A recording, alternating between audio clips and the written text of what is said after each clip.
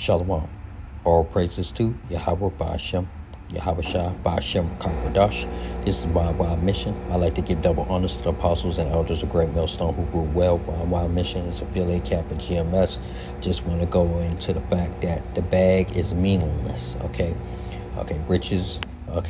This day and age are meaningless. Okay, they always have been, but too many people, especially these Edomites, have taken it to a whole new level, and these other heathen nations have grabbed hold to this mindset, okay? And also these 2/3 Israelites, okay, from the house of Israel, okay, the tribes, okay, they also taking this sentiment, money by all means necessary. Money is their God, okay? Money is the end all, the be all to all their problems. Money solves everything. Money and gain, riches and gain are all that they want and that they seek and that they toil or work for, okay? And that's misfortunate that the children of Israel think that way, okay, and believe that is the ultimate end all be all, and that's not the case, okay? We also know that Yahweh says that money is a tool of defense, okay? And it's a tool, okay? And what are you supposed to do?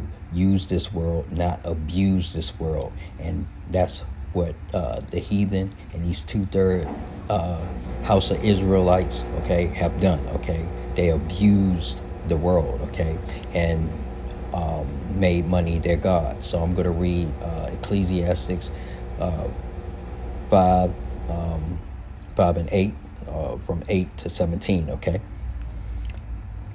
So, if you see the poor oppressed in a district and justice and rights denied, do not be surprised at such things, for one official is eyed by a higher one, and over them both are others higher still, okay?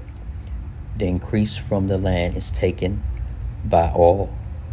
The king himself profits from the fields, okay? And, who are the oppressed, okay? The Israelites, northern and southern tribe, okay? The poor, okay, oppressed, and injustices, okay? Denied justice and rights. Who are being denied justice and rights the most out of all the nations? The house of Israel, okay? The children of Israel, okay?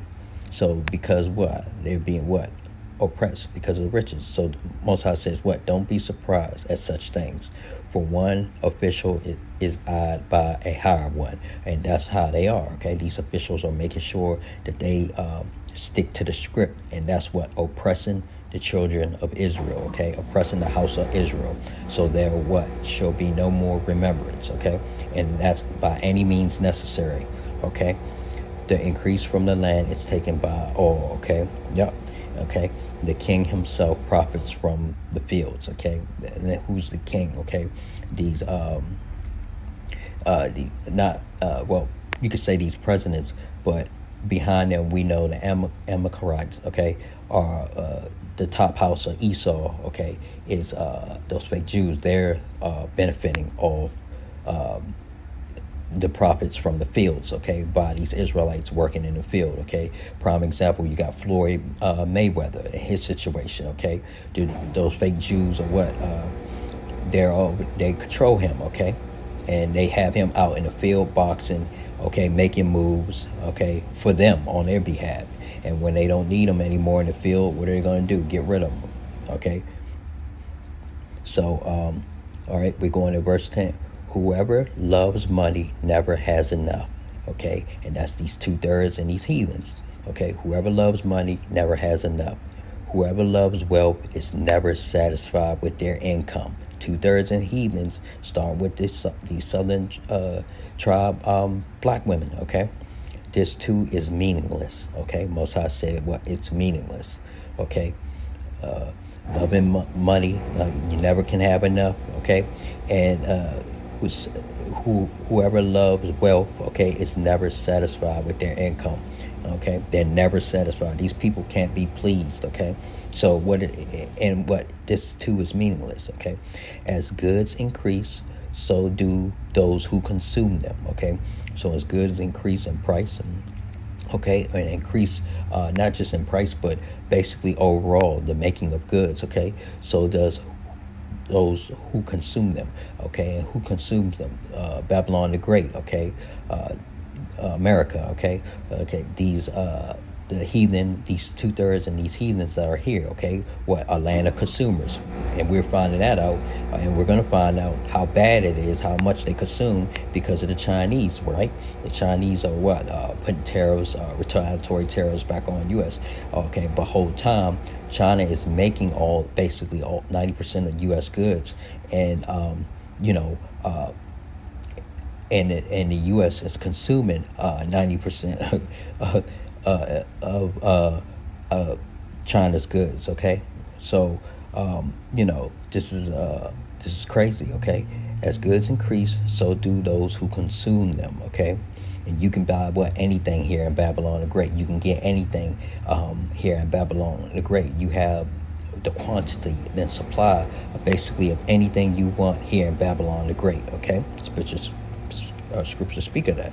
Okay, and what benefit are they to the owners except to feast their eyes on them? Right, you can't smoke up your own product. You got to get it in and get it out quick. Okay, that's the only thing that these owners of these stores here in America, Babylon the Great, or in China, the only thing they can do is just look at the goods, okay, and then just be like, wow, okay, we got stacks and stacks upon this and that, or we have this and that laying around, we got this and that, but they have to sell it. So it's no good for them, if it's not being sold. If it's just sitting, it's no good, okay?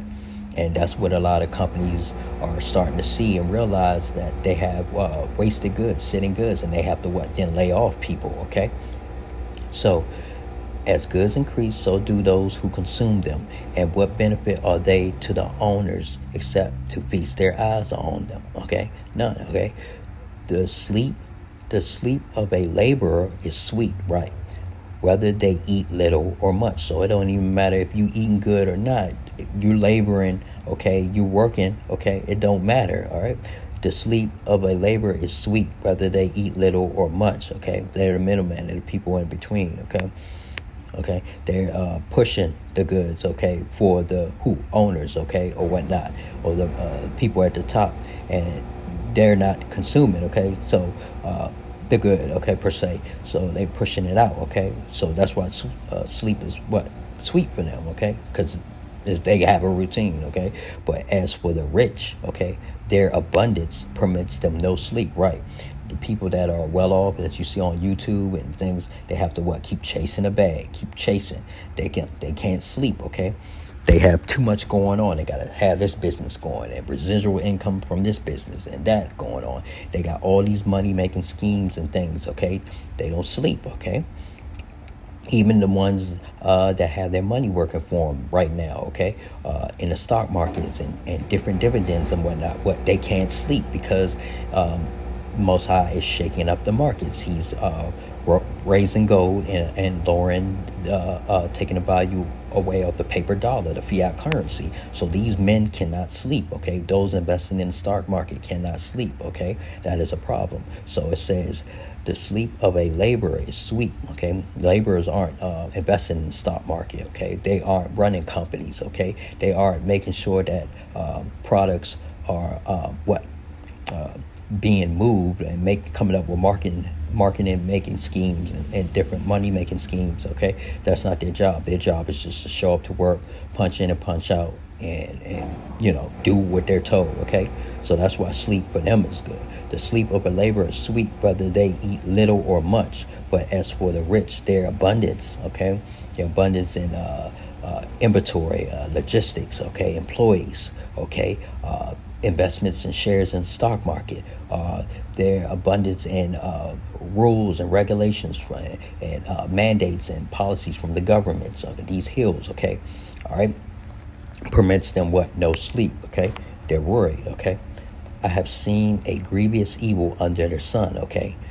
Wealth hoarded to the harm of its owners, okay? So people are holding on to a lot of wealth and they steady trying to hold on to it, and it's harming them, okay? Wealth hoarded to the harm of its owner, okay? And in these times, you hold the more wealth or quote unquote wealth you're holding on to, the more of a target you're going to be for a soft target and a hard target, okay, to be taken out through non-violent means and violent means, okay, wealth hoarded to the harm of its owners, okay, or wealth lost through some misfortune, okay. So, it's evil, grievous evil under the sun, okay. Wealth, people holding on to wealth being soft and hard targets, okay, or wealth lost through some misfortune, the stock market, okay. That's a grievous evil to the Most High, okay. And it says, so that when they have children, there is nothing left for them to inherit, okay. And we know Esau is big on his inheritance, okay. He's losing his inheritance, okay, spiritually and financially right now, okay. And we know Jake now is on the boatload or the bandwagon of inheritance, but this kingdom, okay, is burning. This kingdom is going down. This store is closing, which is aka America. So Jake is late to the party, okay, but Jake has a new inheritance, okay, and that's the kingdom to come, okay. Yahweh and Yahweh's kingdom that's going to come. But we're trying to tell Jake this, okay, the servants and prophets of the Lord try to tell Jake this, but he doesn't want to listen. He's caught up in Esau's last minute, okay, getting last minute crumbs off the floor from Esau's kingdom, okay, and it's gonna to no avail help him, okay. So he says, wealth hoarded to the harm of its owners, or wealth lost through some misfortune, so that when they have children, there is nothing left for them to inherit, okay. Everyone comes naked from their mother's womb, correct, and as everyone comes, so they depart, right. So you come in with no money, you're going to leave with no money, all right. They take nothing from their toil that they can carry in their hands, right.